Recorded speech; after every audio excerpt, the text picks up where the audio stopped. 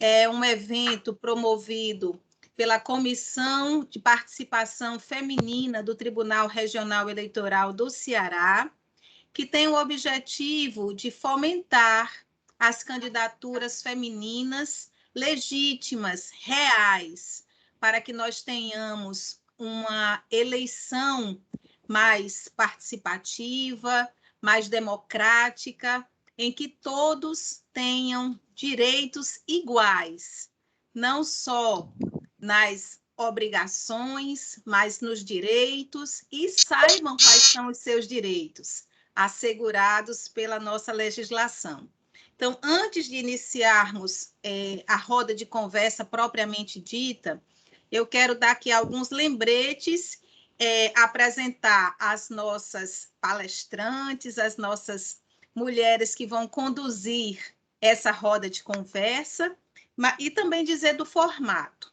O primeiro lembrete que eu quero dar é que, embora nós estejamos num debate aberto, informal, né, com mulheres e homens que participam, têm uma vida ativa nos partidos, nós vamos tentar pactuar, não entrar em debates direcionados, né, a partidos, a atuais gestores ou candidatos especificamente, né? Nós vamos trabalhar nesse desenvolvimento de candidaturas femininas, sem falar especificamente de partido A, B ou C, ou de nomes de candidatos, tá bom? Para que nós tenhamos, assim, um diálogo mais aberto, mas sem envolvimento partidário propriamente dito.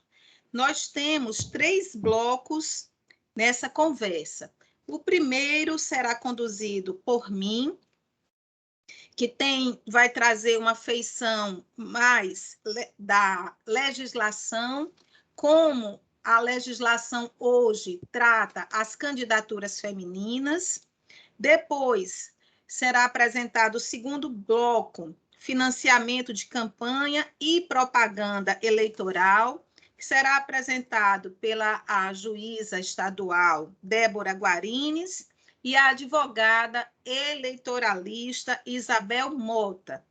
E, por fim, nós teremos o terceiro bloco, por fim, mas não menos importante, da violência política à luz da Lei 14.192, de 2021, que faz parte da reforma eleitoral para as eleições de 2022.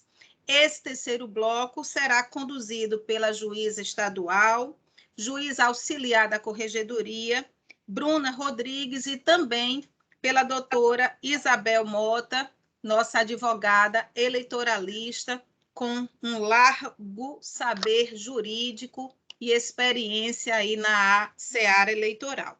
Então, nosso evento se propõe a ter uma duração de 1 hora e cada bloco será de 15 minutos. Mas as intervenções, elas ficam facultadas a qualquer momento, você pode ligar o seu microfone, se preferir levantar a mãozinha aí do Teams para falar, eu tentarei acompanhar o chat. Se também quiser colocar alguma dúvida, algum posicionamento no chat, eu vou reproduzir aqui na nossa roda de conversa. Tá bem assim?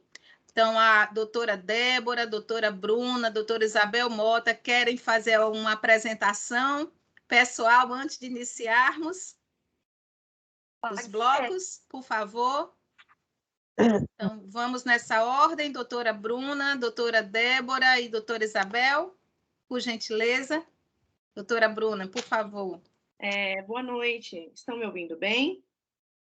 Sim. Boa noite a todas e a todos. Como apresentada aqui pela Orlianes, eu sou a Bruna Rodrigues, juiz auxiliar da Corregedoria Regional Eleitoral, aqui no Ceará, sou também juíza da Vara de Pacatuba, né, no Tribunal de Justiça, mestranda em políticas públicas pela UES, cuja tese fala sobre a crise de identidade no Poder Judiciário, então aborda, né, invariavelmente esta questão do feminismo, a questão da colocação e do lugar da mulher, que é onde ela quiser estar. É uma honra, é uma grande satisfação estar aqui neste momento. Tenho certeza que a nossa conversa será muito produtiva e proveitosa a todos e todas envolvidas. Obrigada. Obrigada, doutora Bruna. Doutora Débora, por favor, a palavra é sua. Boa noite a todos. Eu sou graduada em Direito pela UFC, junto com a nossa advogada, a doutora Isabel Mota. Sou magistrada aqui no estado do Ceará e há 15 anos eu exerço a função também de juíza eleitoral. Eu estou juíza eleitoral, não sou, né, porque a gente é emprestado da 4ª Zona, a minha zona que eu amo, Maranguape e Palmácia. Tenho especialização em Direito e Processo Eleitoral e também tenho um mestrado o mesmo da doutora Bruna, Planejamento Política Pública, e a dissertação que eu defendi se chama Mulheres, Dominação e Política, uma análise da cota eleitoral de gênero nas eleições municipais brasileiras. Então, o tema é muito caro para o meu coração, eu gostei muito da minha pesquisa, eu aprendi sobre o Brasil, assim, eu me senti reconhecendo as minhas raízes e gostei muito do convite. Muito obrigada, CPFEM, doutora Bruna, doutora Orleanes, doutora Isabel, por me receberem. É o primeiro convite que eu aceito depois da defesa, porque agora eu estou facinha. Muito obrigada, doutora Débora. Doutora Isabel Mota, por favor, a palavra é sua. Boa noite. Queria dizer da minha gratidão por ter recebido esse convite, porque o TRE do Ceará, para quem não sabe, é sim a minha segunda casa. Então, estar aqui no espaço do TRE, para mim, é de uma felicidade muito grande. Quando alguém chega no TRE, eu sou capaz de dar um monte de informações, e a Orleane sabe disso. E as que eu não sei, eu pergunto para ela. Então, assim, uma felicidade reencontrar a doutora Débora, minha contemporânea de faculdade. Eu também me graduei na Universidade Federal do Ceará. Também estou feliz em encontrar a doutora Bruna. Ainda não nos conhecemos pessoalmente, mas já nos conhecemos, pelo menos eu já a conheço bastante da sua caminhada. E feliz também estar aqui do lado da doutora Orleanes, que é essa pessoa que salva todo mundo, notadamente os advogados eleitorais no TRE. Eu também tenho pós-graduação em Direito Público, em Direito e Processo Eleitoral. Estou finalizando a minha pós-graduação em Direito Digital, que é realmente o meu novo xodó, né? O direito digital. Eu venho migrando a minha vida para o digital já faz um tempinho, então eu estou muito apaixonada por essa área e ela tem tudo a ver com o que a gente vai falar aqui, porque falar de mulher, falar de empoderamento e dos mecanismos de trazer esse empoderamento cada vez mais para a realidade das mulheres é presente e é futuro. E a tecnologia tem muito como ajudar a propiciar esse engajamento das mulheres para que elas possam ser vistas, serem lembradas, serem votadas e finalmente eleitas. Então eu estou muito grata. Quero assim parabenizar a oportunidade aqui, essa ideia dessa roda de conversa, que eu acho que vai aproximar cada vez mais esse tema das pessoas, não só de mulheres, mas também de homens, porque os partidos ainda são capitaneados normalmente por homens e a gente precisa dialogar com quem a gente precisa partilhar e compartilhar espaços de poder. Eu vou pedir licença para compartilhar uma apresentação breve, porque quando falamos de legislação, eu acho mais didático, com elementos visuais, que a gente consegue marcar mais datas e lembrar um pouco mais da legislação. Vou compartilhar aqui o conteúdo, só um instantinho.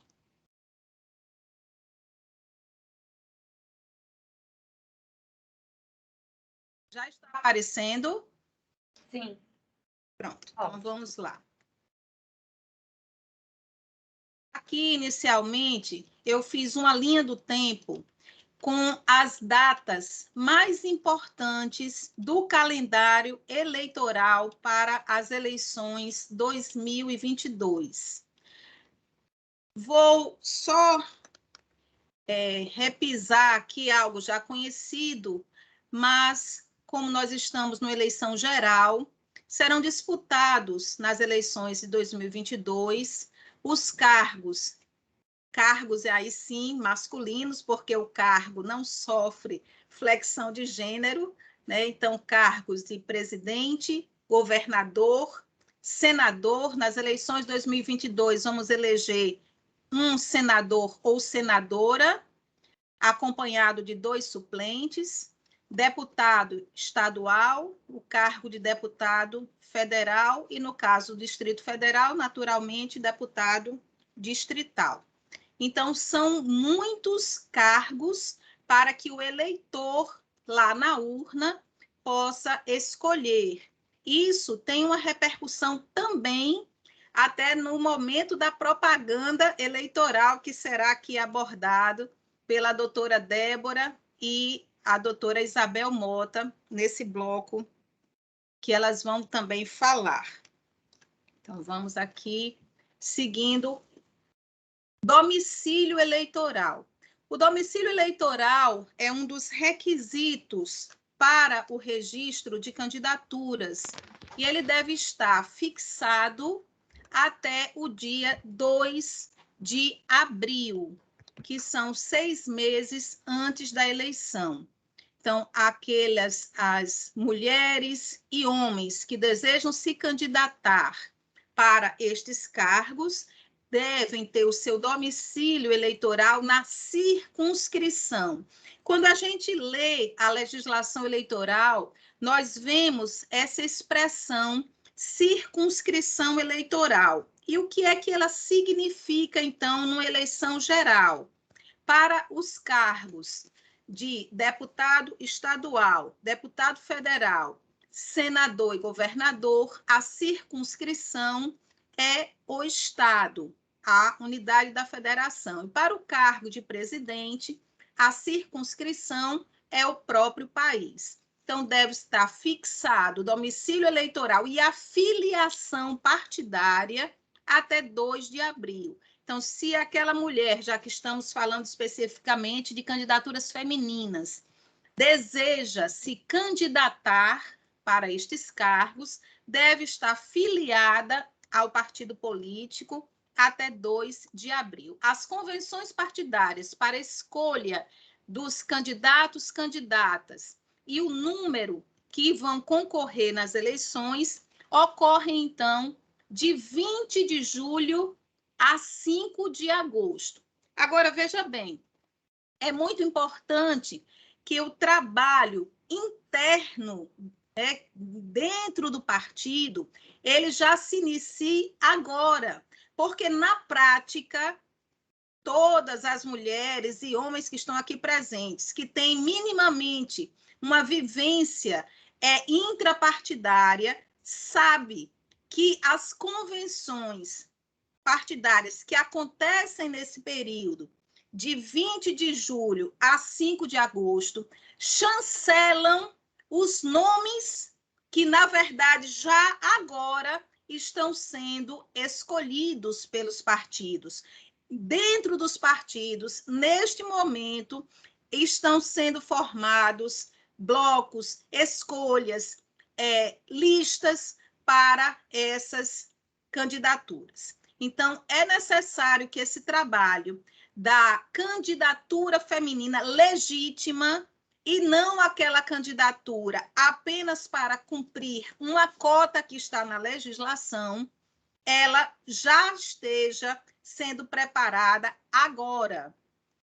Então, vamos lá continuar na nossa linha do tempo. Finalmente chegamos à data limite para o pedido de registro de candidaturas, que é 15 de agosto. Lembrando que, uma vez que o partido realizou a sua convenção partidária, no dia seguinte, a ata da convenção deve ser encaminhada pela internet ao Tribunal Regional Eleitoral via sistema de candidaturas externo, que é chamado Candex. Via Candex, essa ata já é enviada e o partido pode já apresentar o pedido de registro de seus candidatos e candidatas. e o limite é 15 de agosto. E qual é, então, a vantagem de o partido se antecipar e logo que realiza a convenção, nos dias seguintes, próximos à convenção, já apresente o pedido de registro de candidatos e candidatas? Porque nós sabemos que para realizar qualquer ato de campanha que exija gasto, é necessário que esse candidato ou candidata tenha um CNPJ. E esse CNPJ só é liberado de forma automática, mais ou menos uns 3 dias pós formalização do pedido de registro de candidaturas. Então, se o partido deixar para o último dia, 15 de agosto, seus candidatos e candidatas só receberão esse CNPJ mais ou menos em torno do dia 18. Se realizar esse pedido antecipadamente, já poderá receber esse CNPJ. O início da propaganda, propriamente dito, é dia 16 de agosto. E há a publicação de um edital listando todos esses candidatos e candidatas que foram apresentados pelo partido. A data limite para a publicação desse edital é dia 18 de agosto. E qual é o objetivo, então, da publicação desse edital? São 2 os objetivos. O primeiro deles é para que qualquer partido, federação, candidato, candidata ou Ministério Público apresentem ao Tribunal Regional Eleitoral uma impugnação àquela candidatura. Ou seja, um motivo, um fundamento via petição, que só pode ser formulado com um advogado ou advogada, que macule, traga uma inelegibilidade àquela candidatura que será apreciada pelo tribunal. Segunda finalidade desse edital. Falamos da convenção, certo? Mas se um candidato ou candidata foi escolhida em convenção, mas o partido esqueceu de apresentar aquela candidatura no pedido coletivo, que foi até o dia 15 de agosto. Essa candidata ou candidato que foi escolhido em convenção, mas o partido não apresentou, e como é que a candidata sabe que o partido não apresentou? Pelo edital que foi publicado. Aí ela, candidata ou candidato, poderá apresentar o pedido de registro individual diretamente ao tribunal. Vai preencher o Candex, gera a mídia. Nesse caso do pedido individual, ele não é enviado via internet. A candidata vai com seu pendrive lá no balcão da Secretaria Judiciária e diz: olha, está aqui o meu pedido de registro de candidaturas, porque o partido não apresentou. Eu fui escolhida em convenção, mas o partido não apresentou a minha candidatura. Isso pode acontecer até 2 dias depois da publicação do edital. Aí ele pode apresentar o pedido de registro individual. E as vagas remanescentes podem ser apresentadas até o dia 2 de setembro. O que é vaga remanescente, então? O partido pode apresentar, depois que houve a reforma eleitoral de 2021, houve uma redução do número de candidatos que o partido pode apresentar. Um partido poderia apresentar, até a eleição passada de 2020, 150% do número de vagas. Quantas vagas nós temos para deputado estadual aqui no Ceará? Alguém sabe? Pode colocar aqui no chat. Pode falar, se quiser, fique à vontade. Ligar o microfone, pode 46. ficar à vontade. Ah, já falaram. Quantas vagas? Alguém diz? Deputado federal, quantas vagas? 22. E deputado estadual? Quantas vagas? Pode escrever no chat, pode falar. Fica à vontade. Dá tempo até pesquisar no Google, né? 46. Muito bem.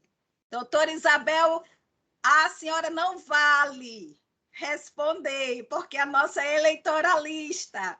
46 vagas. Então, até a eleição passada, um partido podia apresentar 150% de vagas. Isso quer dizer o quê? Uma vez e meia, que dava o quê? 69 candidatos.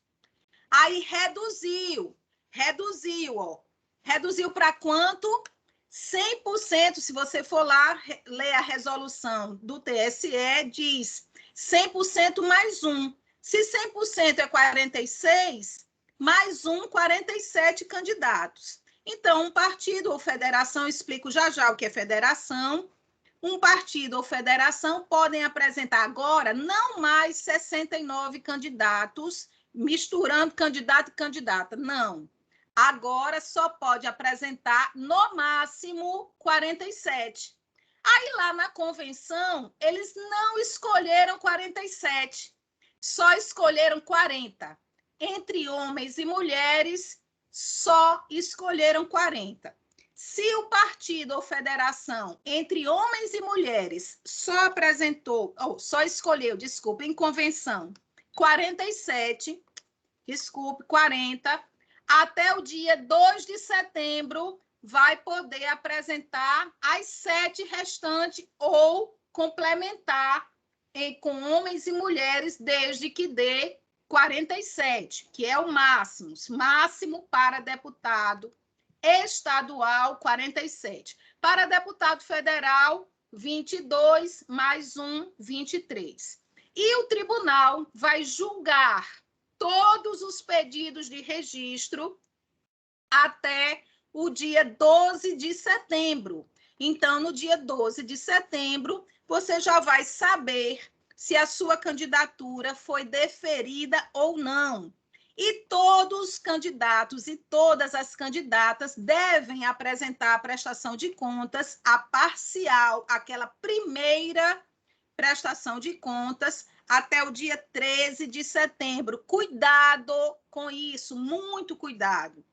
Nós tivemos, na eleição passada, uma candidata que me procurou, já depois da eleição, ela não sabia que era candidata, fez um concurso, foi pegar a certidão de quitação eleitoral, não sabia que tinha sido candidata.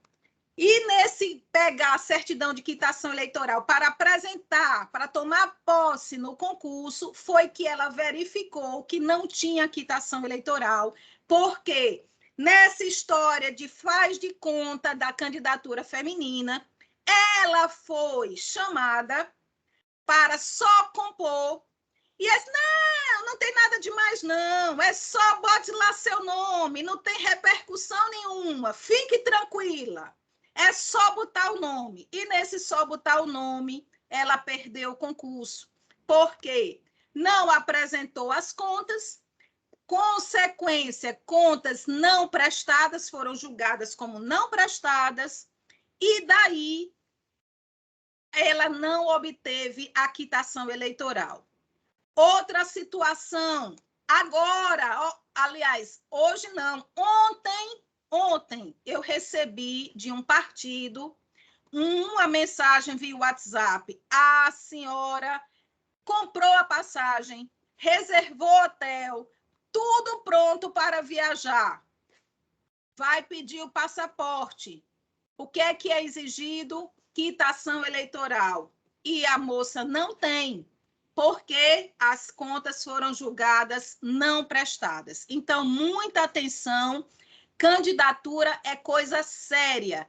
Cota feminina não é um quebra-cabeça que você pega uma peça e encaixa ali só para compor o quadro. é coisa séria e tem repercussões, muitas vezes, irreversíveis para a vida da pessoa, especialmente da mulher, que pode estar ali achando que é só para compor uma cota, mas pode se prejudicar gravemente. Vamos continuar aqui na nossa linha do tempo. No dia 2 de outubro, Deus permita que seja você a ser eleito ou eleita, e no dia 30 de outubro, se houver para o cargo de governador, nós teremos o segundo turno. E a prestação de contas final deve ser apresentada até o dia 1º de novembro, e a diplomação, dia 19 de dezembro. Então,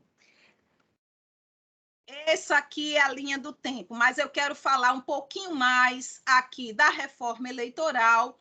A violência política contra a mulher será abordado pela doutora Bruna. Disse que ia falar sobre federações, e vou dar só aqui uma pincelada, porque o nosso tempo é curto.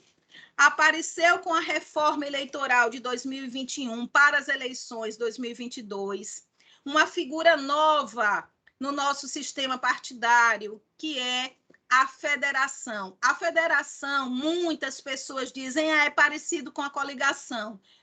Tem uma certa semelhança, mas as diferenças são maiores que as semelhanças. Por quê? Porque, embora seja uma reunião de partidos, essa reunião de partidos, ela não tem uma vida que vai só até a diplomação.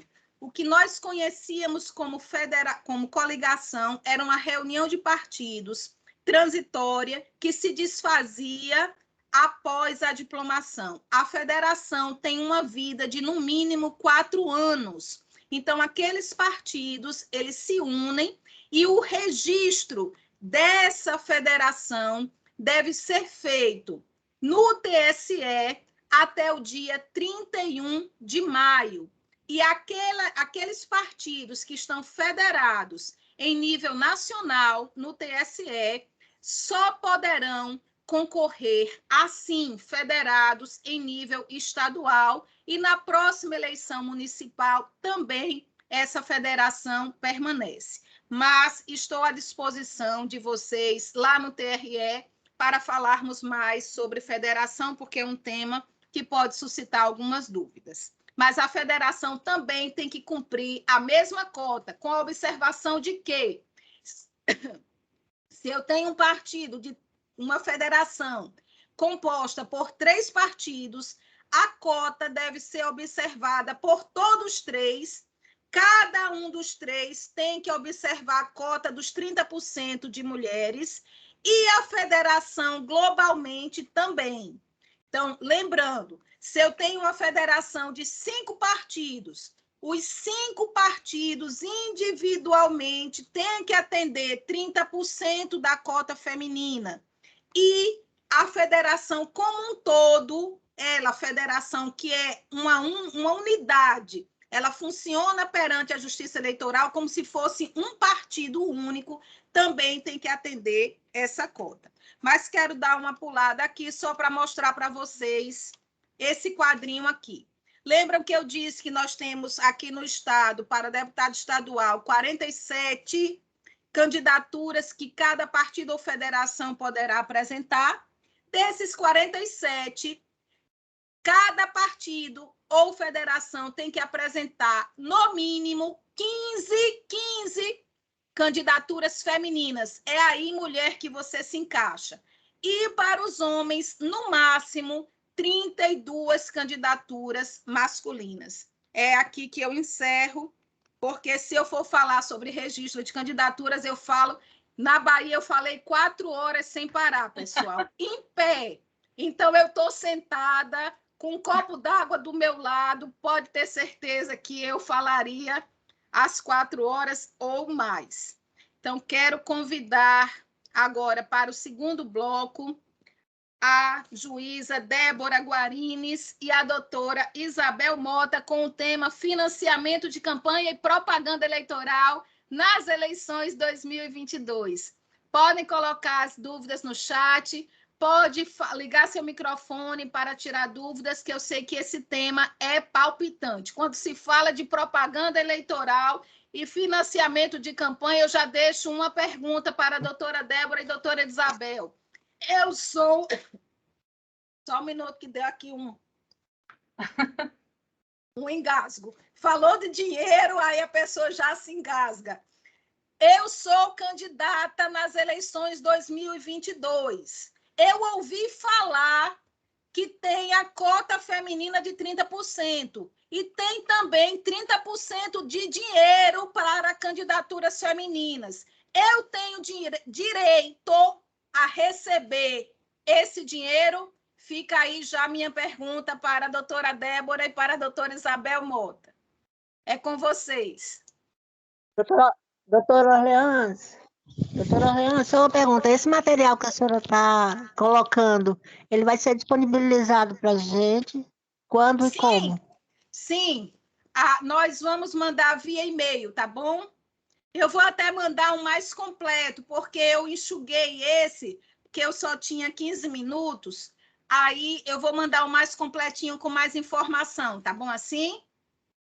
E eu estou à disposição no tribunal para tirar quaisquer dúvidas. Eu e a nossa equipe na Secretaria Judiciária, PJE, Candex, partidos políticos, nós estamos aqui conosco, com a Adriana Alcântara também. Enfim, vocês estão... Fiquem à vontade, podem perguntar, tá bom? Eu acho que antes de passar para o segundo bloco, se houver perguntas sobre o seu bloco, né, doutora Orleanes, podia ser o momento também.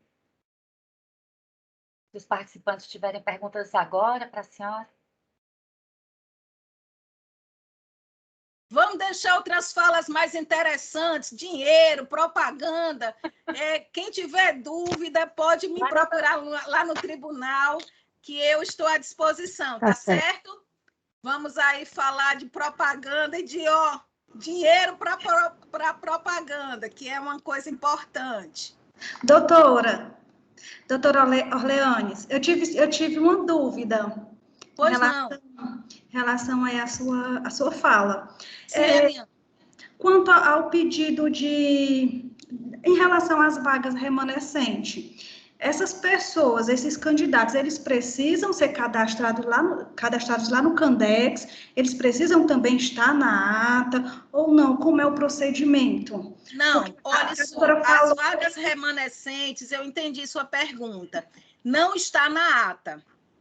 Por quê? Lembra o todo, né? Um partido ou federação para deputado estadual pode apresentar 47.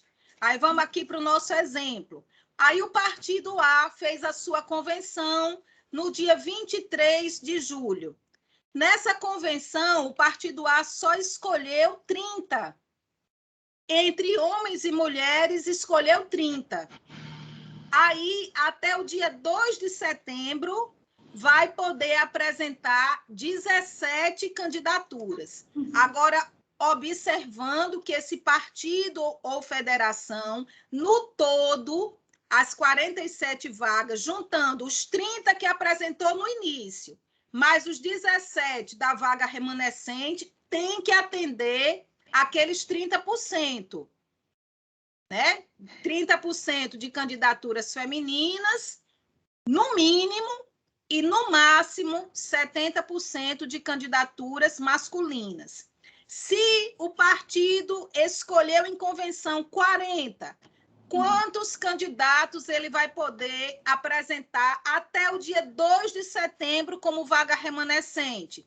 7, né? Porque tinha 47 ao todo, se escolheu 40, vai poder apresentar como vaga remanescente 7. E como é que se dá essa escolha? É o partido, não é o candidato ou candidata que diz, olha, eu quero ser vaga remanescente e vai ao tribunal e registra a sua candidatura, não. O partido ou federação é que escolhe, com base no seu estatuto, aqueles candidatos e candidatas que irão compor as vagas remanescentes e o partido preenche o Candex no sistemazinho Candex e envia via internet para o tribunal esse pedido de vagas remanescentes. Ficou claro, Eliana? Perfeito. E se restou qualquer dúvida, pode entrar em contato comigo lá no tribunal. Eu estou todos os dias de 8 às 14. Se eu não tiver, dou o meu telefone. Anotem, vou dizer bem ligeiro. 99916-5156. Aí pode mandar mensagem. Se eu não responder imediatamente, é porque eu posso estar em sessão, em reunião, mas sempre que possível, logo em seguida eu respondo, tá bom? Então, se tiver ainda alguma dúvida, pode perguntar, eu estou à disposição. Vamos lá, que temos temas: violência contra a mulher, dinheiro, pessoal, propaganda. Então, vamos ouvir aqui as doutoras que têm muito o que falar para a gente. Doutora Débora, doutora Isabel, a palavra é de vocês.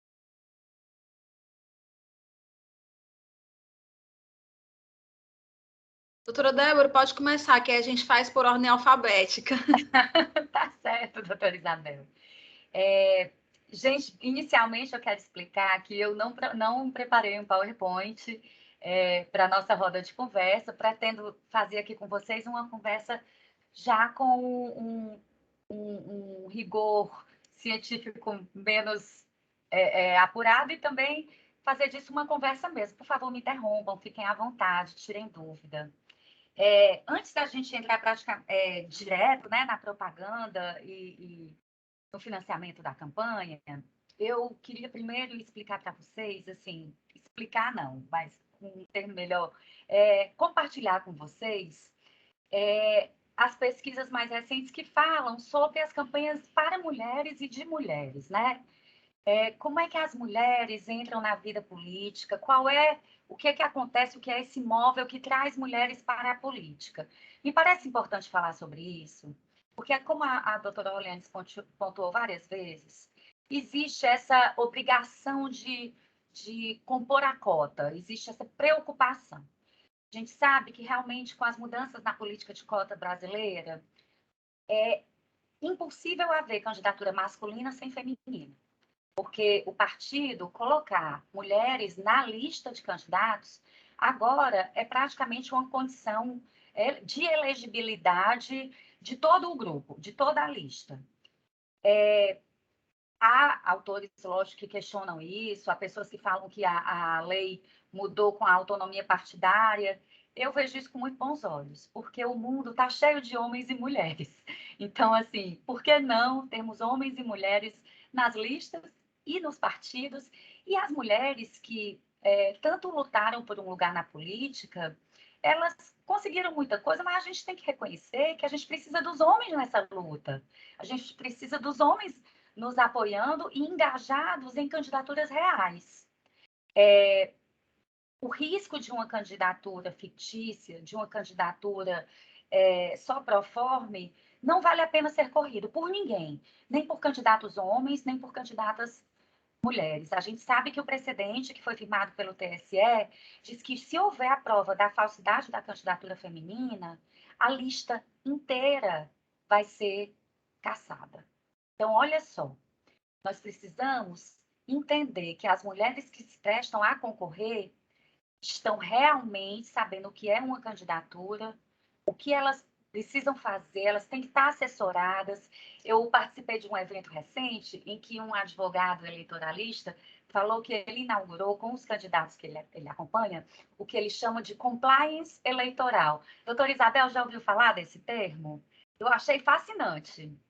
Achei muito interessante, porque o juiz, na zona eleitoral, a gente não tem essa função que os TRS têm, que é uma função de responder dúvidas, né? De responder consultas. A gente não tem essa função consultiva. Então, às vezes, a pessoa chega no cartório e diz, ai, doutora, eu quero que a senhora me oriente para eu fazer, como é que eu faço? E a gente não pode, porque a nossa função consultiva não existe. E aí eu fiquei pensando, nossa, a primeira coisa que eu quero dizer para as mulheres que estarão lá e para os homens é que vocês precisam ter advogados da sua confiança, advogados ou consultores de campanha da sua confiança, da confiança do partido, para a gente criar já antes do pedido de registro esse compliance, essa obediência, essa regulação nossa mesmo, de que a gente está fazendo tudo pela lei, pelo livro. As mulheres chegam na vida pública, na vida política, por 3 caminhos normalmente. O primeiro deles é quando elas sofrem influência familiar ou uma influência da escola ou do local onde elas estudam. Assim, um exemplo que a gente pode citar, e aqui eu vou citar a candidata, mas não vou citar o partido, obedecendo aqui às diretrizes do que a doutora Orleanes pediu. Então, assim, um exemplo que me ocorreu foi da ex-governadora do Pará, Ana Júlia Carapeba. Em uma entrevista recente, ela disse que o que a levou a querer ser política foi o fato do pai ter sido preso político na ditadura militar. Então, a gente vai encontrar mulheres que têm o interesse pela política eleitoral porque o marido está nessa área, o pai, ou os irmãos, ou a família tem alguma atividade político-partidária e ela realmente cresce naquilo ali. E para ela é tão natural como numa família de médicos, uma menina querer ser médica. Então, a gente tem esse tipo de candidata. Uma outra forma das mulheres entrarem na vida política é quando elas, por terem atuação em associações comunitárias, em pastorais da infância, pastoral dos presos, pastoral da educação do idoso, de qualquer igreja. Assim, as igrejas, embora as pessoas... a gente está num mundo cada vez mais materialista, né? E a gente está num mundo cada vez mais digital, a gente tem que reconhecer que, principalmente nos municípios do interior, as pessoas ainda congregam bastante e falam dos seus problemas com seus líderes ali. Muitas vezes são líderes religiosos. E aí eles pensam, olha, a gente está com um problema aqui que está com tantos moradores sem tetos. Ah, não, vamos fazer aqui uma associação para a gente conseguir roupa, comida, o que quer que seja. A partir disso vai se criando, não, vamos falar com o vereador fulano, não, vamos falar agora com o partido tal. E esses movimentos que surgem na sociedade levam muitas mulheres a perceberem o quê? Não basta eu ser só da pastoral, não basta eu ser só da associação de moradores. Eu quero me aproximar do partido tal, que foi quem resolveu, que foi quem nos amparou em determinada demanda. E, a partir daí, essas mulheres vão tendo uma vida no partido. Passam a assessorar candidatos, muitas vezes candidatos tradicionais, candidatos já eleitos há muito tempo, e percebem, com o passar do tempo, que elas próprias têm desejos, têm vontades e têm propostas pessoais, e elas param de se ver representadas naquele candidato e querem lançar seus próprios nomes. Essa historinha que eu estou contando, ela pertence a muitas mulheres na política brasileira. E me ocorre agora a vereadora Marielle Franco, que era da comunidade da Maré. Lá, ela, por ter perdido uma amiga adolescente que foi morta tragicamente numa troca de tiros com a polícia, começou a se interessar pelas associações, a se interessar pelas comunidades, a comunidade que morava, passou a integrar o PSOL porque era assessora do Marcelo Freixo, até que uma hora que ela disse, não, quem quer ser candidata sou eu, quem fala pela minha comunidade sou eu. E aí o terceiro caminho pelo qual mulheres entram na política seria a experiência profissional. E aqui a gente tem tantos exemplos também. São médicas, advogadas, muitas vezes arquitetas. Eu consigo pensar uma mulher que eu tenho até um certo contato por Facebook, rede social, que é a juíza Denise Frossard. Ela era juíza de direito, da área do crime, e ela ficou muito famosa nos anos 90. Eu não sou mais tão novinha e posso dizer, por causa do processo do Carlinhos Cachoeira, que era o rei do jogo do bicho, e ela, uma mulher que se colocou mesmo não, eu vou levar esse processo até o fim, ele vai ser julgado, e realmente foi a primeira condenação histórica, né? E a doutora Denise Frossá se aposentou como magistrada, muito jovem, nos seus 60 e poucos anos, e achou que tinha uma contribuição social a dar. E foi eleita em 2003, de 2003 a 2007, como deputada federal. Ela foi convidada pelo partido, confessa para quem pergunta que ela não tinha essa aspiração, ela era magistrada, hoje é advogada, mas que a experiência profissional dela a fez ver que uma pessoa com aquela bagagem podia ter alguma coisa a contribuir no Congresso Nacional. E eu acho esse exemplo bom para a gente ver que a política ela também se apresenta por convites. Os partidos também têm esse interesse de trazer pessoas boas para as suas legendas. E, às vezes, levam nisso em consideração a profissão da futura candidata. Como a doutora Orleanes disse também, a nossa política de cotas, ela fala de 30% de candidaturas. Nós não temos uma política de cota como há no México desde 2000, acho que no México, gente, foi 2015, e na Costa Rica, 2009. Lá, as mulheres, elas preenchem um número de vagas e não de candidaturas. Nossas vagas, vamos imaginar aqui para deputado, né, que foi o exemplo dado, 46, se fosse no México, 23 seriam preenchidas por mulheres. Pronto. E as outras 23 por homens. Por quê? Porque lá diz que metade da população é masculina, metade é feminina, e que isso tem que ser refletido no poder legislativo mexicano. Mesma coisa na Costa Rica. No Brasil, como é? No Brasil, 30% só das candidaturas é que tem que ser preenchidas obrigatoriamente por candidatas mulheres. Essas candidatas, no início da política de cotas, quando a primeira lei apareceu, foi na década de 90, foi antes da própria lei eleitoral. Essa cota era prevista apenas para candidatas ao cargo de vereadora e 20%. Hoje, a gente já caminhou muito, a política de cotas tem 25 anos, não é uma novidade ver mulheres na política, mulheres que têm uma presença já sólida, como deputadas, como senadoras, e mesmo assim a política manteve-se mais ou menos enrijecida na medida em que ela só existe para as eleições proporcionais.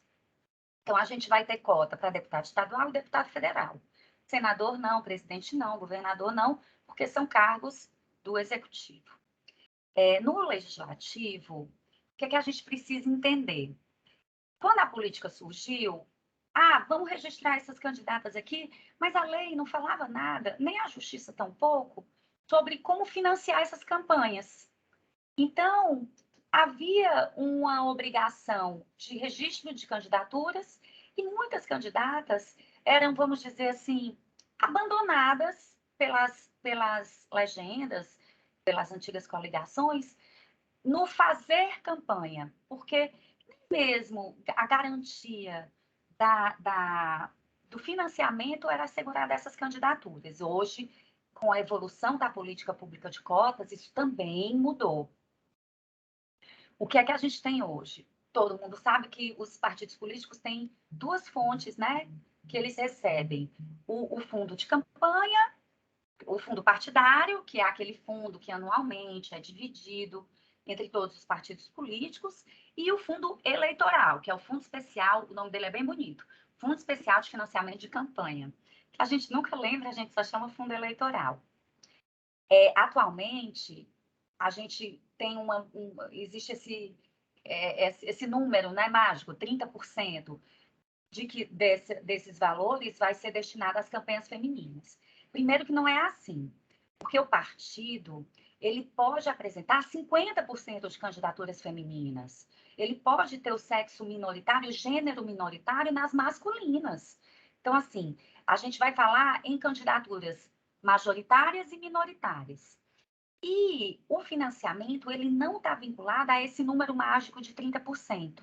Se houver 34% de candidaturas do gênero minoritário, o financiamento vai ter que obedecer isso, 34%. Vocês estão entendendo? Para o gênero. Tudo bem. Então, vamos imaginar que eu sou candidata, o meu partido, como obedeceu, lançou a lista com 47. Nós vamos ter 15 candidatas do gênero feminino. Essas 15 candidatas vão receber o financiamento dessas correspondências. Mas é importante a gente explicar o seguinte: a lei não diz que elas vão ter a candidatura financiada no mesmo percentual. O fundo, o todo, vai ter 30% para aquele grupo.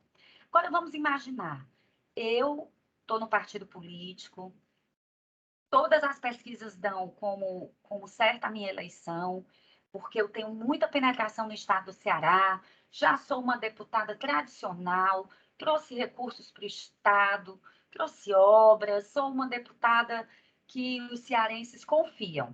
Já estou assim na vida política há 15 anos. E o partido tem, por outro lado, uma candidata em primeira campanha, inexperiente, que ele vai precisar de muitos recursos para torná-la conhecida do grande público. Não há vedação nem impedimento para que a agremiação escolha financiar de uma forma mais sólida aquela candidata com melhores chances de concorrência do que a outra. Isso é possível? É possível. Então, a doutora Orleanes comentou comigo que, às vezes, algumas mulheres candidatas vão ao TRE e se queixam, dizem, eu sou candidata, eu me inscrevi, eu fui escolhida, mas o partido só me deu tantos santinhos, tantas bandeiras, e eu nem tenho uma foto no palanque sei lá, do senador, do governador, eu estou, assim, me sentindo preterida. Isso é um assunto intrapartidário. Não há como é que eu vou dizer? Tudo tem que ser conversado. O partido tem que internalizar com as suas candidatas que essa parte da propaganda e essa parte do financiamento, lamentavelmente, eu acho que a gente mora numa sociedade, o Brasil, a gente não fala muito de dinheiro, né? A gente não discute dinheiro. Quanto é o meu, vamos pôr os pingos nos is, quanto vai ficar para cada uma. E isso tem que começar a mudar para que as candidaturas elas sejam realmente planejadas. Se a candidata sabe quanto o partido vai destinar para ela vai poder prever. Não, eu posso fazer tantas caminhadas, eu posso fazer X, vamos lá, comícios, visitas, palestras, distribuição de tal material de campanha. Me parece que há essa ideia de que quando a lei e as decisões dos tribunais também decidem que as campanhas femininas terão de ser, como é que eu vou dizer, vai ter uma reciprocidade entre o percentual de candidaturas e o financiamento, há uma expectativa de todas as candidatas de que esse financiamento vai ser feito de uma forma igualitária, e isso pode não acontecer. Então, eu acho importante deixar isso esclarecido aqui. O que mais que eu tinha para falar? Falei do fundo, falei da propaganda. Sim. Em relação ao tipo de propaganda, eu achei interessante que uma pesquisa de doutorado que eu tive conhecimento recentemente identificou que as candidatas brasileiras, ao fazerem propaganda, elas personificam, elas se identificam com 3 arquétipos ou 3 tipologias, principalmente. E isso é uma identificação do eleitor e que as candidatas, nos seus spots e nas suas falas, acabam revelando. A primeira tipologia de candidatura feminina que se verificou nessa pesquisa é a da candidata guerreira. E o que é isso, a candidata guerreira? É a candidata que se mostra para o público como uma mulher batalhadora, que vai lutar pelaquela causa, por aquele tema que é caro para a candidatura dela. A gente precisa parar de achar que candidatura feminina vai falar de assuntos e políticas femininas. Nós somos gente. Nós temos mulheres com todos os interesses possíveis na comunidade. Uma candidata que é professora,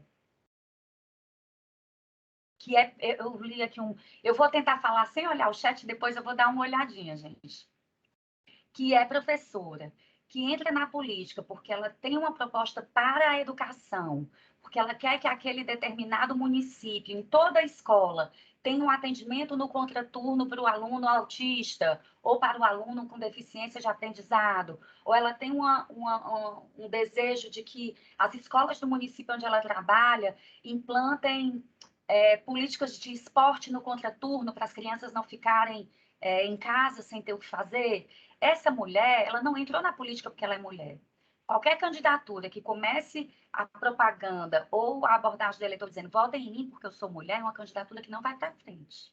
Vocês têm de dizer... Doutora Débora, com relação a esse assunto, que é extremamente relevante, real, eu gostaria de, se a senhora já completou o raciocínio, de ouvir a fala da doutora Isabel exatamente sobre esse tema, porque nós temos a visão pública, né? Nós sabemos o contexto do lado de cá, da justiça eleitoral, né? A lei e como ela deve ser aplicada. E eu gostaria de ouvir acerca desse tema a visão da doutora Isabel Mota, que é do outro lado, ou seja, é a visão dela dentro do partido, a história com as mulheres. Podemos fazer assim? Eu não concluí, mas se o tempo passou, a gente dá para concluir. Só porque nós temos ainda um tema muito palpitante aqui com a doutora Bruna e, mais uma vez, dobradinha com a doutora Isabel Mota, que está nos aguardando. Tá, então, doutora Isabel, por gentileza, sobre o tema propaganda partidária, financiamento de campanha. Finalmente, toda mulher tem direito, a mulher candidata, né? Ela pode exigir essa cota, a propaganda, um aspecto que sempre é perguntado, sempre realmente nós recebemos essa demanda no tribunal. Eu não estou aparecendo no programa no horário eleitoral gratuito, né? Eu tenho direito, todas e todos têm direito a aparecer lá no programa partidário? Seja bem-vinda, doutora Isabel, a palavra é sua. Obrigada. Eu fico assim super feliz, sabe? Vou chamar de Débora, né? Porque nos conhecemos há muito tempo, então fico super feliz com a sua fala, sabe, Débora? Me contemplou muito e eu acho que contemplou aqui muita gente. Tem muita gente aqui de partido que precisava dessa abordagem leve, mas bem efetiva. Então, eu vou pegar um gancho aqui. A Débora até já respondeu a pergunta, dizendo que efetivamente na lei não está estabelecido que todas as candidatas apresentadas vão ter direito a esse tempo de propaganda e nem a esses recursos financeiros. Gente, somos mulheres, tudo só vem com luta, não tem jeito. Alguém colocou aqui que a lei garante os direitos, o financiamento, mas que isso não se comunica diretamente conosco. Na verdade, é um pouco pior. A lei não trazia nem essa possibilidade da destinação desses recursos financeiros. Toda vez quando alguém me perguntava se eu estava otimista com o aparecimento de mais candidaturas viáveis de mulheres, eu dizia não estou. Eu nunca estava otimista porque eu sempre sabia que para uma mulher ser candidata, para além dela querer, ela precisa poder ser candidata. E isso passa necessariamente por ter uma forma de financiamento segura e também dela poder ser visibilizada, porque quem não é visto não é lembrado e muito menos ainda votado. Votado, então, é que é mais difícil. Porque o que acontece? Na política brasileira, a gente tem o monopólio das candidaturas pelos partidos políticos. E a política é sim um lugar hostil. E não é um lugar hostil só para as mulheres, é para homens e mulheres, porque a gente está falando de disputa de poder. Então, eu assessorando, sendo advogada de partidos políticos, eu percebo uma disputa muito grande dentro deles. E aí, o que acontecia com as mulheres? As mulheres estavam e estão, sim, nos partidos, só que elas estavam sempre carregando o piano. Muitas vezes eu via mulheres que entendem muito de legislação partidária, que entendem do estatuto, que entendem de como fazer uma campanha, mas elas não se viam com possibilidade de fazer campanha para elas, porque elas iam precisar de dinheiro e de uma forma de se visibilizar. Elas iam deixar as sombras, o bastidor, onde elas já eram reconhecidas de algum modo dentro das estruturas partidárias e se lançar numa candidatura totalmente aventureira? Não. Isso não era possível. E a lei não estabelecia e não estabelece essa destinação de recursos, não. Precisou, em 2018, ter uma consulta, da qual eu fui apoiadora, porque duas entidades das quais eu me associo, que é a Abradep, que hoje tem a doutora Orleanes e também o Caio, do TRE, e a Lígia, que faz parte da Abradep junto comigo, da qual eu sou fundadora. A Abradep está fazendo 7 anos hoje, né? Então, a Academia Brasileira de Direito Eleitoral e Político apoiou, assim como o Visibilidade Feminina, apoiou a consulta. E o que é que a gente queria? A gente queria a equiparação, que esses 30% que já estava estabelecido lá no registro de candidatura fosse também garantido em relação ao fundo eleitoral, para que as mulheres tivessem um mínimo de recursos. Que mulheres seriam essas que teriam um mínimo de recursos? Todas as mulheres, mas a gente também sabe que isso já foi um ganho, foi uma luta, e a partir daí eu fiquei realmente otimista. Eu fiquei otimista que pelo menos algumas mulheres, ainda que a gente não pudesse destinar especificamente que todas iriam receber esses 30%, mas que mulheres receberiam recursos obrigatoriamente das agremiações partidárias. E mais, discutimos também que essas mulheres teríamos também esse 30% de candidatura como parâmetro para obrigar as agremiações a possibilitar que essas mulheres, possibilitar mesmo, porque se você não quiser, você não participa da propaganda partidária. Então, os partidos receberam uma mensagem inequívoca. Vocês vão ter que apresentar mulheres, porque vocês vão ter que gastar dinheiro e tempo de propaganda. E tempo de propaganda também é dinheiro, porque você tem custo para promover esse programa, você tem custo para realizar esse programa, para colocá-lo no ar. Tanto é que vocês sabem que muitas vezes aparece lá a tela azul, uma agremiação que não teve condições de apresentar o seu programa eleitoral e ela não, apesar dela ter o tempo destinado, ela não conseguiu fazer esse programa, produzir esse programa e enviar para que fosse transmitido no horário eleitoral gratuito. Então, doutora Isabel, com licença, tem uma pergunta aqui no chat, posso direcionar para você? Vou ler aqui que facilita, tá bom? Tá bom. Diz o seguinte, ela vem do doutor Tiago Carvalho. O artigo 17 da Resolução de Prestação de Contas traz os seguintes dispositivos. Parágrafo 6º. A verba do FEFEC, do Fundo Especial de Financiamento de Campanha, destinada ao custeio das candidaturas femininas e de pessoas negras, deve ser aplicada exclusivamente nestas campanhas, sendo ilícito o seu emprego no financiamento de outras campanhas não contempladas nas cotas a que se destinam. Parágrafo 7º, o disposto no parágrafo anterior, que é o 6º que nós acabamos de ler, não impede o pagamento de despesas comuns com candidatos do gênero masculino e de pessoas não negras. A transferência ao órgão partidário de verbas destinadas ao custeio da sua cota-parte em despesas coletivas, desde que haja benefício para as campanhas femininas e de pessoas negras. A senhora pode abordar esse tema, por favor? Posso sim. Como eu estava dizendo, a lei não estabelecia. A gente foi lá na consulta em 2018 e buscou um parâmetro do registro de candidatura, fez um puxadinho. Eu sou muito contra ativismo, mas não é possível. Na hora que nos beneficia, eu tenho que ficar a favor, até porque a gente estava constituindo o legislativo em mora há muito tempo e isso não avançava. Precisamos do ativismo que ele veio em boa hora pelo TSE e corroborado pelo STF. Eu lembro muito, Débora, da hora em que a ministra Rosa Weber olhou para a tribuna, para uma colega nossa que estava defendendo lá essa questão, e ela disse assim, é passada a hora. Já tinha passado do tempo.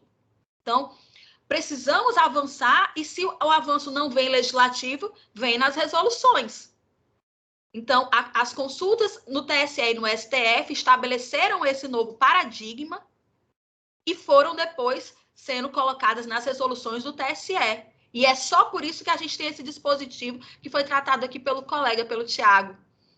Né, Tiago? Então, para além de estabelecer, não bastava ter um parâmetro 30%, precisa o quê? Punição. A doutora Débora, que é uma juíza aguerrida e assim como a doutora Bruna sabe, não adianta uma letra morta. Se tiver lá uma mera disposição do que deve ser feito, se não houver uma punição, quais os instrumentos que vossas excelências terão para coibir o descumprimento? Não terão. Então, mas a gente também precisa entender que a política se faz de várias formas. A gente tem campanhas de mulheres que fazem dobradinha com homens. E nessas campanhas, nesses materiais de propaganda, elas são beneficiadas sim. E o que a gente queria era fazer o seguinte, um direcionamento. Essa resolução ela foi amplamente discutida. E uma das coisas que fiquei muito feliz foi que foi até uma colaboração na audiência pública de que a destinação tanto dos recursos para as candidaturas de mulheres, como a destinação de recursos para as campanhas de pessoas negras, que também é uma pauta minha. Afinal de contas, mulheres e mulheres negras precisam ser cada vez mais vistos para deixarem de ser subrepresentadas nos espaços de poder. Então, na audiência pública, a gente colocou lá que esse valor, esses recursos que têm que ser repassados, tem que ser até a apresentação da primeira parcial da prestação de contas. Porque o que acontecia antes? Antes, quando sobrava dinheiro, quando podia, mais na frente, para fechar uma conta que só vai ser aferida com o órgão de direção nacional, é que se destinava o recurso. Como que a mulher ia fazer despesas se ela não sabia quando e se ia realmente receber? Ou se seria ela a contemplada? Porque a gente já estabeleceu aqui o que acontece. Não serão todas as candidatas que receberão recursos, não. O partido tem direito de escolher aquelas que ele considera viáveis. Isso não é ruim, isso é do jogo. A gente já conseguiu bastante, a gente pode avançar mais, pode. No dia que a gente chegar na reserva de cadeiras, como a doutora Débora colocou. Mas, por agora, o que a gente tem? A gente tem que usar com sabedoria os instrumentos que a gente tem. A gente tem 30% de recursos financeiros dos fundos públicos, porque se vier dinheiro privado, esse dinheiro não vai precisar observar. Mas os fundos públicos, que são públicos e não podem ser destinados de forma como o partido bem quer. Não, é dinheiro público e eu mereço, enquanto candidata, também meter meu bedelho aí em como que o partido vai destinar esses recursos. Então, os partidos não estão tendo a sua autonomia ferida, eles estão tendo a sua autonomia mitigada. O que é isso? A gente precisa que os partidos colaborem com o motivo pelos quais eles foram criados. Você colaborar com a democracia. Colaborar com a democracia. É tão simples, olha que legal. Pessoal, tem o microfone aqui ligado. Eu gostaria de pedir para aqueles que não estão interagindo com a nossa debatedora que desliguem os microfones, tá bom? Muito obrigada. Então, a gente precisa colaborar com a democracia. E essa colaboração é com luta. E um dos instrumentos que a gente tem para forçar os partidos a cumprirem essas cotas é o que está aqui no dispositivo que foi trazido pelo Tiago. A gente precisa de punição efetiva, porque campanha tem que ter investimento, tem que ter dinheiro. A gente tem que brigar dentro dos partidos e a gente briga. Mas acho que a conjugação de duas coisas já me deu bastante otimismo, que foi um recado dado pela Justiça Eleitoral de que as campanhas precisavam ter mulheres reais e viáveis, não as candidaturas de laranja, que inclusive a gente está até refutando esse termo, porque ele traz uma violência muito grande, principalmente contra as mulheres. A gente usa candidaturas fictícias. Por quê? Porque os partidos vão ter que destinar recursos para as candidaturas de mulheres, para as candidaturas de pessoas negras. Então, nada mais natural que apresentem candidaturas viáveis, porque se não os fizerem, se descumprirem a cota de gênero ou a fraudarem, vão ter sinceros prejuízos. Isso não vai ser bom para ninguém. Não vai ser bom para os partidos, não vai ser bom para os candidatos e candidatas, não vai ser bom para a democracia e muito menos para o eleitor. Então, é assim que eu termino a minha participação aqui sobre essa temática. Muito obrigada, doutora Débora, doutora Bruna, para esse assunto que é tão relevante para as nossas, não só candidatas e candidatos, mas também para aqueles que estão conduzindo dentro dos partidos políticos, essas candidaturas, orientando os candidatos e candidatas nessa fase pré-candidatura, né? Então, eu gostaria de convidar agora para o tema novo, difícil e muito sensível, que é a violência política que veio com a reforma eleitoral, agora de 2021, trazido pela Lei 14.192. Então, convido a doutora Bruna, que vai fazer aqui uma dobradinha com a doutora Isabel, mais uma vez, para abordar esse tema, né? E aí nós teremos essas duas visões, a visão pública trazida pela doutora Bruna e a visão intrapartidária, a visão dos candidatos, candidatas com a doutora Isabel. Doutora Bruna, muito obrigada, e com a senhora. Mais uma vez, boa noite. A doutora Isabel fala com tanta autoridade, com tanta competência sobre o assunto. A doutora Débora, minha colega, a qual faz orgulho à magistratura pela sua ciência e dedicação ao assunto, né, ao tema. E Orleanes, então, Orleanes dispensa outros comentários, não é? Aqui no chat já colocaram e de fato é verdade. O tempo é curto, então, feitos os devidos cumprimentos, e mais uma agradeço, eu vou iniciar falando que a violência de gênero é um problema, é algo que o Poder Judiciário tem identificado e lutado contra isso. Faz parte da Agenda 2030 da ONU, da qual o Poder Judiciário adotou, lutar bravamente e com toda a garra sobre este assunto, né, contra este ato. E fazendo parte do grupo, faço parte de um grupo de trabalho do CNJ com relação à violência de gênero, né, mais especificamente a violência doméstica. Lá nós começamos a discutir e conversar e acabou surgindo também o assunto da violência política. A violência política que veio agora abordada pela Lei 14.192, como dito pela doutora Orleanes, e que é muito bem lembrada não só pela lei, mas pelos fatos que dizem mais do que por si só, né? Nós vemos a violência política contra a mulher desde o momento da sua propositura, desde o momento em que ela quer entrar na política, na dificuldade para o acesso, seja na dificuldade à verba, né? O que com certeza a doutora Isabel vai poder falar com maior técnica e com maior profundidade, seja com relação à dificuldade partidária para isso, ou a utilização do seu nome tão somente para conseguir o apoio ou as cotas já faladas aqui pela doutora Débora. Eu gostaria de ressaltar que essa violência trazida pela Lei 14.192, ela é uma violência que ela pode ser física ou pode ser também psicológica, ela pode ser não física, né? As pessoas têm o costume de achar que a violência é sempre física, quando na verdade não é. Quando na verdade o mais fácil, né, é identificar a violência física, essa violência que deixa a marca, a violência que nós vemos e que pode ser feito um exame, né, no IML, e não a violência não física.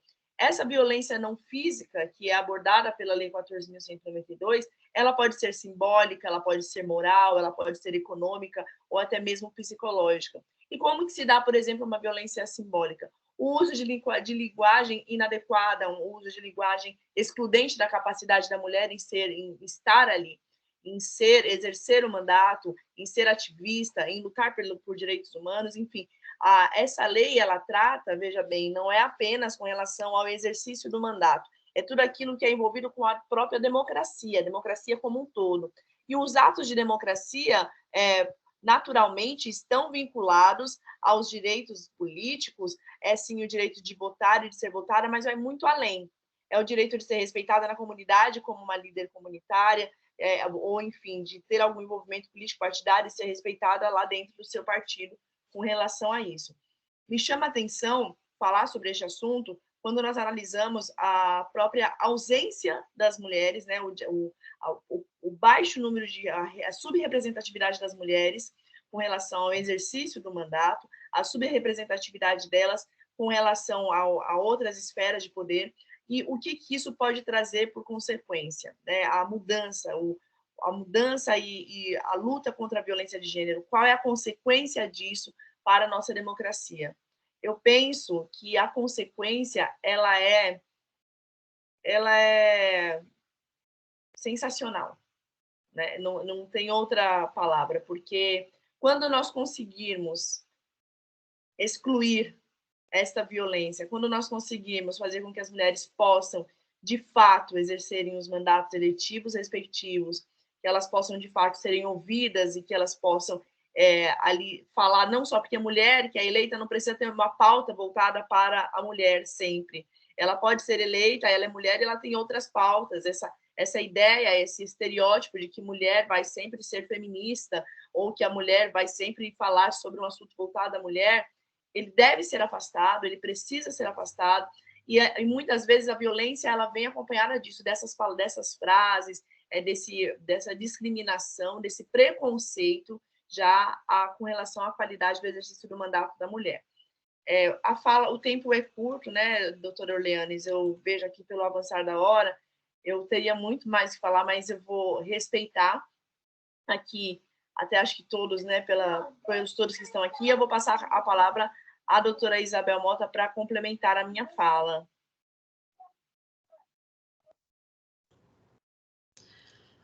Doutora Bruna, é um prazer ouvi-la.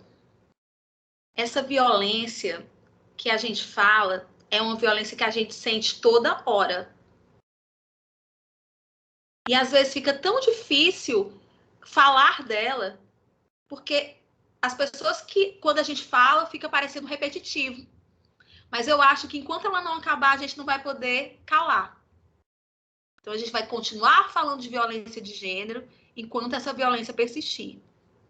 E a gente vê exemplos muito fáceis de se detectar na política.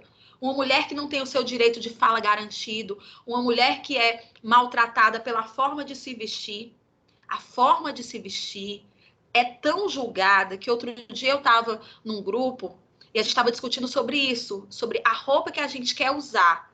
Eu, Isabel, nem sei a roupa que eu gostaria de usar, porque eu já assumi tantos papéis na vida que eu preciso estar condizente. Isso é uma violência que eu mesma me submeti, porque o espaço onde eu ocupo exige de mim um comportamento tal que eu preciso pensar muito bem na roupa que eu vou sair, na roupa que eu estou aqui. Então, são exemplos tão corriqueiros e tão dolorosos que precisavam mesmo vir. Oi? Quando eu era estudante, eu estagiava no escritório de advocacia, onde nós éramos obrigadas a usar saias e vestidos, porque não se sabia se aquele dia a gente precisaria despachar no Supremo Tribunal Federal, e o dress code para as mulheres entrarem no STF, na época em que nós fazíamos faculdade, eram saias e vestidos. Lembra-se disso? Sim, eu lembro. E eu lembro que eu ficava olhando aquelas moças. Olha, a gente não sabe se uma advogada nossa vai ter que ir para o Supremo hoje. Mas ainda é, doutora Débora. Ainda é. Ainda é. Eu estava no TSE fazendo um... Mas as mulheres elas podem entrar de taillé. Mas... Calça e paletó hoje, sim. Se estiverem somente de vestido, tem de pôr o paletó. Mas elas podem entrar de calça. Hoje elas podem entrar de calça. Elas eram barradas. Nós éramos barradas, né? Isso é muito triste, porque, assim, tira de nós o mínimo de liberdade que um ser humano pode ter. De usar a roupa que está ali no seu guarda-roupa. Então, mulheres que foram vítimas e que são vítimas dentro dos espaços públicos, câmaras municipais, assembleias legislativas, uma mulher eleita, mandatária, toda vida quando eu falo isso, mulher eleita, eu só me lembro da Marielle. Certo? Quando ela diz assim, uma mulher eleita não vai ser interrompida, mas uma mulher eleita já chegou a ser apalpada. E aí, como dizer da desnecessidade de uma lei que venha e preveja o que é violência e que puna? Na verdade, também tinha passado da hora aqui também. Se essa violência é cotidiana, o combate a ela precisa ser cotidiano também. Vale a pena? As mulheres querem estar na política, mas precisam ser respeitadas. Quando eu falo nos partidos políticos, nos cursos de formação política, conclamando as mulheres a participar, eu tenho que falar de violência. Porque na casa delas, se elas não vêm de uma família tradicionalmente política, elas são questionadas o que é que elas estão fazendo lá no partido político, para serem vítimas de assédio dentro do partido ou dentro do espaço público de poder, caso elas sejam eleitas. Então, elas precisam ser preparadas para isso. Do mesmo jeito que uma pessoa negra, quando é abordada na rua, os pais provavelmente disseram a ela quais os comportamentos que elas não devem ter, para não correrem mais risco de serem violentadas, inclusive fisicamente. Então, esse ambiente de hostilidade da política foi reconhecido nessa legislação e precisa ser abordado. A gente precisa explicar que isso não é mimimi, que isso está acontecendo.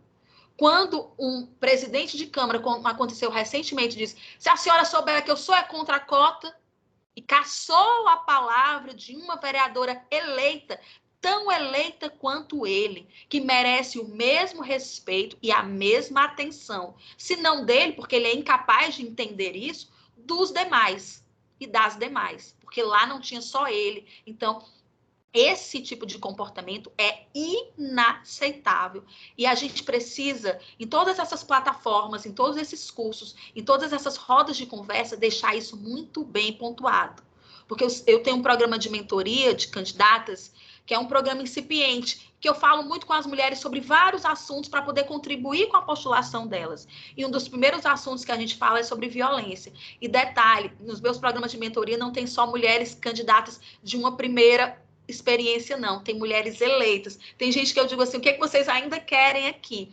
Mas como uma amiga querida diz, que é a deputada federal Margarete Coelho, que já chegou a ser vice-governadora do estado dela, para a mulher estar onde ela quiser, ela precisa estar preparada. E a gente precisa dessas redes, a gente precisa dessas construções, dessas plataformas. E eu conheço várias, e eu conclamo as mulheres dos partidos e os homens também. Vamos formar quadros reais de candidatas, mulheres que entendam da política, que entendam de como fazer campanha eleitoral, de como receber recursos, de não serem consideradas candidatas fictícias, e mulheres que estejam preparadas quando forem eleitas para não sofrerem nunca mais violência política e nem permitirem que ninguém mais sofra. Se a gente fizer esse esforço de preparação, a gente vai ter uma sociedade melhor, uma sociedade mais plena e mais humana. A doutora Bruna e a doutora Débora falaram aqui sobre essa questão da campanha de mulher não ser vista como assunto meramente de mulher. Eu tenho uma pesquisa de que a gente tem que desestigmatizar isso, mas também tem que reconhecer que os grupos vulnerabilizados, que não são minorias, eu não entendo como minorias, como é o caso das mulheres, das pessoas negras, elas têm que estar representadas no jogo político para elas trazerem o seu lugar de experiência.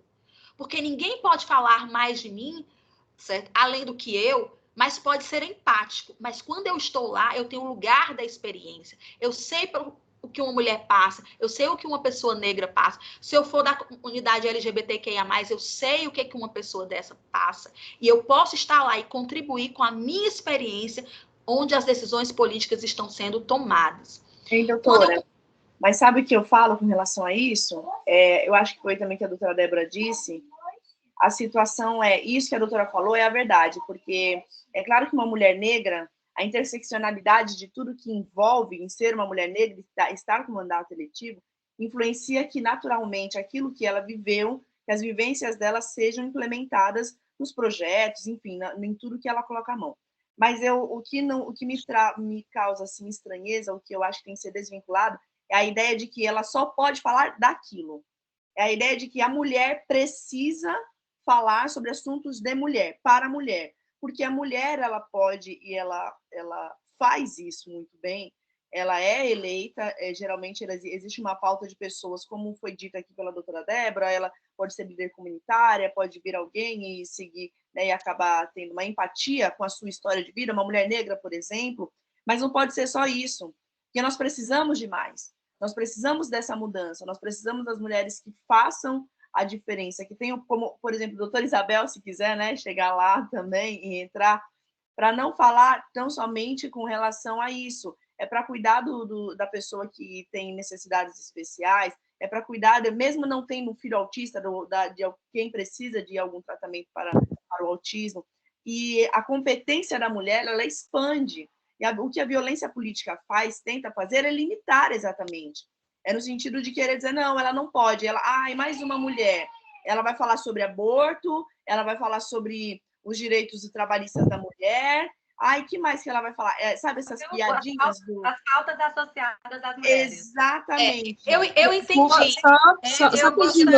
Eu gostaria de passar a palavra para a nossa Liliane Araújo, que está participando. Deixa eu só concluir aqui uma coisa. Deixa eu só concluir aqui uma coisa. É para dizer isso tudo que eu vinha dizendo, doutora Débora e doutora Bruna, é para dizer o seguinte: é a formação e é estar presente nesses espaços que garante com que as pessoas descubram isso que Vossas Excelências disseram, que a mulher pode cuidar de qualquer assunto. Porque quando a gente vai olhar as relatorias dos projetos de lei, as mulheres são capazes de cuidar de assuntos os mais complexos e mais variados. Mas quem é que sabe disso?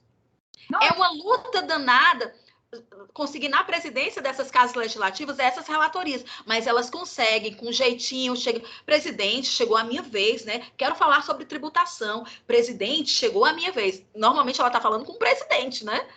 Porque ele é homem. Então, presidente, eu não quero falar sobre infância e juventude, eu quero falar também sobre empreendedorismo, e não é só sobre empreendedorismo feminino, mas isso tudo passa para a formação. A mulher tem que estar naquele lugar para que não seja necessário só que um homem lembre, vamos colocar aqui para fulana de tal falar também sobre tributação, vamos dar uma vezinha. A mulher precisa estar lá para que esse jogo esteja sendo jogado e ela possa mostrar que ela tem competência para falar de qualquer assunto, porque a gente sabe de nossas funções que são múltiplas na vida, né, e no trabalho, então, nem se fala. Nós temos duas inscritas aqui, a Liliane Araújo e a Silvia Brasil. Vamos nessa ordem. Liliane Araújo, eu peço só a gentileza, já estamos a 19h34, cada uma fale por 3 minutos. É possível? Então, Liliane Araújo e logo em seguida a Silvia Brasil. Muito obrigada. Vou falar até menos, já entendendo aí a questão do tempo. Boa noite a todas. Eu queria muito ter entrado também na discussão do fundo eleitoral, enfim, mas estou percebendo a importância de todas falarem e também aí a correria do tempo. Essa questão da participação da mulher, eu vejo, eu tenho os dois lados também. Eu acredito que, logicamente, indubitavelmente, as mulheres elas podem e devem assumir qualquer pauta e todas as pautas e qualquer espaço que elas queiram discutir, mas nós temos e precisamos de uma reparação histórica. Como as nossas câmaras, né, o nosso legislativo, o nosso executivo, ele foi e ainda é, né, majoritariamente masculino, as pautas defendidas, as leis, elas também são de interesse do gênero masculino. Então, a gente tem que ter aí uma reparação histórica. E nós só vamos conseguir isso não só com as mulheres no poder, com as mulheres assumindo os espaços de poder, mas com as mulheres também discutindo as políticas públicas de saúde para a mulher, a economia para a mulher, a empregabilidade, as mulheres no espaço no mercado de trabalho, enfim, pautas específicas. É lógico, é claro, que nós podemos e devemos assumir inúmeras pautas, mas existe uma reparação histórica que ela deve ser feita. Era isso. Obrigada. Obrigada, doutora Liliane Araújo, que é assessora jurídica da Secretaria de Mulheres do PT, não é isso, Liliane? Muito obrigada por sua participação. Agora a vez da Silvia Brasil. Com você a palavra, Silvia. Muito obrigada. Obrigada, doutora. Obrigada. Doutora, eu queria me dirigir para a doutora Isabel. Seguinte, eu vejo assim, eu já participei de outras rodas de conversa, né? Também eu converso muito com a doutora Adriana, que é para mim, uma pessoa extremamente sábia, como todas vocês também, que são assim, são pessoas que a gente não tem nem como descrever, né? Que passa conhecimentos assim no estalar de dedos para a gente. E eu queria saber qual assim a intenção do TRE, assim, de vocês que criam oportunidades, que querem fazer nós mulheres crescermos, em relação, seria que teria alguma possibilidade do TRE a quem for de direito, né, criar tipo um curso obrigatório a quem vai se candidatar. Sabe, eu acho que seria tão bom isso, até mesmo para evitar essas possíveis fraudes, né? Eu vou me candidatar porque eu sou boazinha para o partido, eu sou isso. Não, não é. Então, assim, esse curso faria com que as pessoas levassem mais a sério, sabe, a política. Elas botassem realmente o pé no chão e entrassem, não só a mulher, né? Todos eles botassem o pé no chão achando que eles não vão entrar para ganhar um dinheiro, nem depois de eleito, porque depois de eleito eu ganho um salário X. Não, não é isso. A política, ela foi feita, creio eu, na minha santa ingenuidade, né? Que foi feito para melhorar aonde se mora, aonde se vive, né? Com as pessoas, a política. Nós todos vivemos na política aqui, porque a gente tem uma política boa com os vizinhos, né? Se você quiser viver bem, você tem que fazer uma política boa com os vizinhos, com os filhos, com os netos, com o marido das nossas filhas, né? Com a esposa dos nossos filhos, né? Então, é uma coisa bem interessante assim. Eu não sei se o que eu estou falando tem algum, como é que eu posso dizer? Eu quero me acostar à fala da dona Silvia Brasil e dizer que eu acho que o TRE poderia fazer isso sim, mais rodas de conversa, para a gente trazer essas mulheres para a vida política, de uma forma orientada no sentido do que se espera delas. Porque gente para desviar e dizer faça assim, faça assado, vai ter muita. Eu acho uma ótima, parabéns pela sua sugestão, dona Silvia. Silvia Brasil, obrigada, já conhecida nossa de longas datas. E olhe, tenha certeza que a sabedoria está na simplicidade e não no muito falar ou falar com palavras difíceis. A sabedoria vem da vivência do dia a dia, e isso é que é política. Eu digo que política está na padaria e não nas casas legislativas. É aquela que você está ali realmente no dia a dia, da mulher que leva o filho à escola, que enfrenta trânsito, congestionamento, que vê os produtos no supermercado aumentando sem o seu salário aumentar de forma correspondente, isso é política. Então, para as nossas considerações finais, se não tiver mais nenhuma participante para falar, a mãozinha levantada já era da Liliane e da Silvia. Eu gostaria de 1 minuto para cada debatedora, 1 minuto, doutora Bruna, 1 minuto, doutora Débora, e 1 minuto, a nossa doutora Isabel Mota. Doutora Bruna, por favor. Muito obrigada a todas e todos que estão presentes. Mais uma vez, foi uma grande satisfação. Gostaria de mandar um beijo, que nem programa da Xuxa, um beijo para o meu pai, que está assistindo a live, que está lá em São Paulo, faz aniversário hoje. E essa vida, ele me ensinou a fazer isso que estamos fazendo aqui, a lutar, a não abaixar a cabeça para a desigualdade ou para quando alguém disser não. Nós mulheres escutamos muitos nãos. Ele me ensinou a passar por cima desses nãos e construir o meu sim. Então, eu desejo aqui o mesmo para todas as mulheres que estão nos assistindo. Mando um beijo para ele, feliz aniversário, pai. e uma boa noite para todos que estão aqui. Muito obrigada, doutora Bruna. Doutora Débora, por favor, suas considerações finais. 1 minuto. Eu quero desejar feliz aniversário para o pai da doutora Bruna também, agradecer a todos os presentes que me ouviram. Minhas considerações finais são 2 sugestões, se eu puder. Os partidos políticos, aqui tem muita gente de partido, se puderem adquirir essa obra, chama-se Campanhas Eleitorais para Mulheres, Desafios e Tendências. Eu sugiro que as mulheres candidatas tenham acesso, o livro não é fácil de achar, mas ele é da Universidade Federal do Paraná, da professora Luciana Punk, mas ele, para candidata, ele é um abrir de olhos. E eu queria sugerir também esse livro, Fictícias, que fala das candidaturas de mulheres e violência política de gênero. A autora desse livro é uma servidora do TRE Ceará. Os 2 são teses de doutorado, da professora Luciana e da professora Roberta Laena.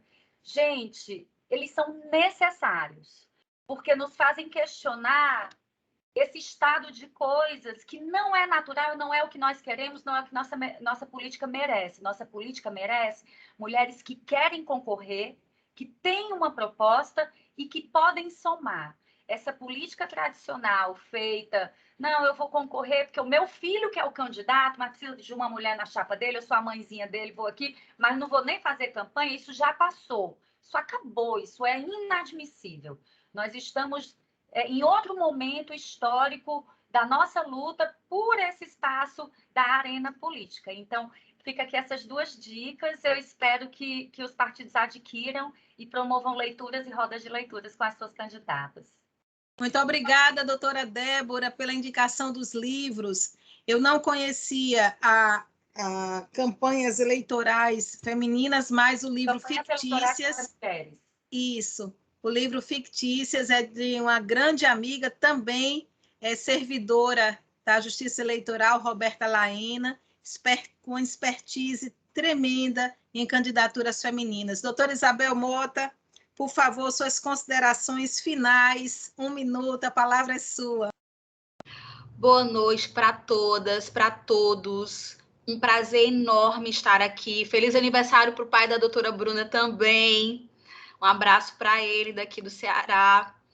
E grandes indicações, doutora Débora. Eu conheço a Luciana, é minha amiga, Luciana Punk. Tem palestras maravilhosas e empolga quando fala sobre candidaturas para as mulheres.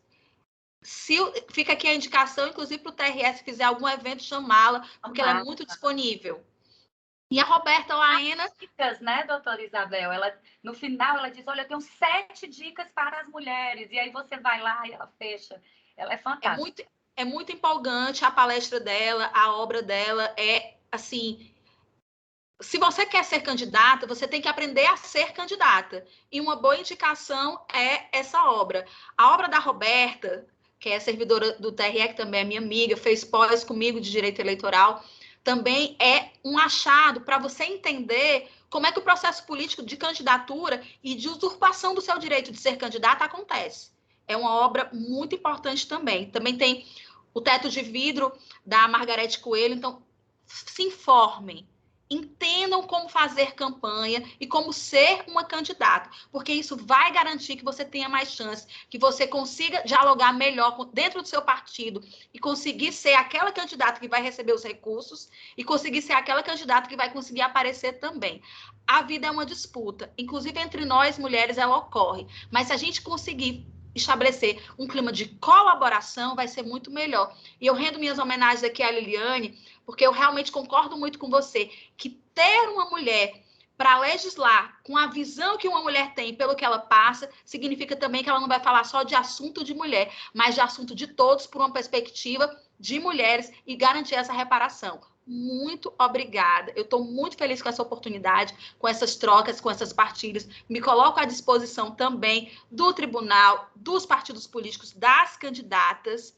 Inclusive, eu falei semana passada para uma federação das mulheres com deficiência, descobri um mundo novo que eu posso colaborar ainda muito. Então, eu quero estar sempre disponível para que essas trocas aconteçam e que a gente, dentro dos partidos, fora dos partidos, na vida, dentro dos tribunais, a gente consiga fazer uma sociedade melhor. E uma sociedade melhor é mais justa e com a participação de mulheres, com certeza, porque as mulheres já provaram, inclusive na pandemia, que elas são ótimas gestoras e elas sabem o que fazer. Eu gostaria agora era de me dar 1 minuto para as minhas considerações finais. Então, aqui marcando meu 1 minuto também. Quando me perguntam se eu sou feminista, eu digo que não, porque eu sou, acima de tudo, um ser humano. E vejo cada pessoa como um ser humano com todas as necessidades que lhe são inerentes. Não há, para mim, a menor distinção entre homens, mulheres, o gênero feminino, masculino, ou aquelas letras todas que eu não sei nem mais quantas são, porque cada vez que acho que aprendi, acrescentam uma letra do alfabeto no LGBTQ+, tal, lá vai. Eu disse, pronto, é o alfabeto todinho. Mas, acima de tudo, é um ser humano que está ali. Então, os legisladores, sejam homens ou mulheres, e agora falando para as mulheres, precisam ter pautas. Pautas. Porque sempre digo, quando assisto um programa eleitoral, parece-me que todos, de forma genérica, dizem a minha plataforma é saúde, educação e segurança. Mas, de concreto, não se fala absolutamente nada. Então, quando uma pessoa se diz candidato ou candidata, a pergunta que eu faço é: qual a sua causa? Qual a sua pauta? Seja homem ou mulher, a primeira coisa é dizer o que eu estarei defendendo no parlamento ou no executivo. Isso é impreterível, é a primeira coisa que se deve pensar.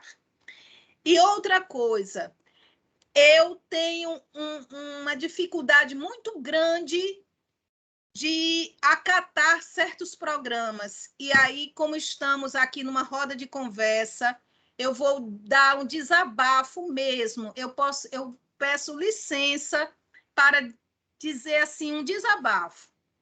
Eu acreditaria em um homem ou uma mulher, políticos, e hoje eu não defendo nenhum. Não tem partido, nem candidato, nem candidata, mas defenderia com garra um homem ou uma mulher que, dentro do seu programa político, falasse algo, mas uma vez eleito ou uma vez eleita, colocasse o seu filho, sua filha numa escola pública, fosse atendido, atendida, sua família, seus filhos, sua esposa, seu marido, no hospital público, que andasse num transporte público, que andasse nas ruas sem ter medo. Aí eu diria, nesse eu voto, defendo e digo nome em todos os lugares. Mas a primeira coisa que eu vejo dos eleitos, seja de qualquer partido for, seja quem for, é se fechar num carro blindado, colocar seus filhos na escola mais cara possível, e quando não manda para o exterior, aquela pequena criança que é perdida aqui, fora e longe dos pais, mais perdida fica, e compra os mais caros planos de saúde e ainda diz, mandei para São Paulo, como se aqui no Ceará não tivessem médicos valorosos ou hospitais dignos. Então, eu peço desculpa pelo desabafo, mas como estamos numa roda de conversa, eu me permiti falar como cidadã e não como servidora da Justiça Eleitoral. Muito obrigada a todos e a todas.